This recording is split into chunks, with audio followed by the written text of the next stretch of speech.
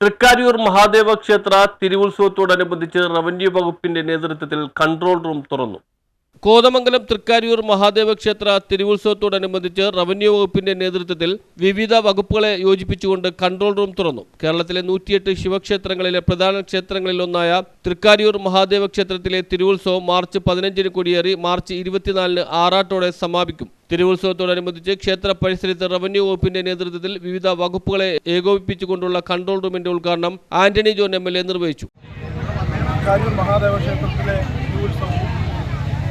അതോടൊപ്പം തന്നെ കോതമംഗലം ചെറിയ പള്ളിയിലെ കണ്ണൂർ പെരുന്നാളുമാണ് ഈ നാടിൻ്റെ പൊതുവായ ഒരു ആഘോഷമായി ഈ നാട്ടിലെ ജനങ്ങളെല്ലാം ഒന്നു ചേർന്നുകൊണ്ട് ആ ആഘോഷ പരിപാടികളെല്ലാം പങ്കെടുത്തു.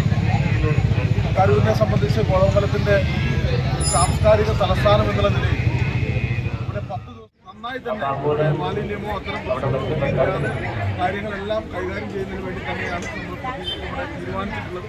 അതോടൊപ്പം തന്നെ ഇവിടെ ക്ഷേത്രത്തിലേക്ക് വരുന്ന ഭക്തജനങ്ങൾക്ക് സുഗമമായി വന്ന് ദർശനം നടത്തി പോകാൻ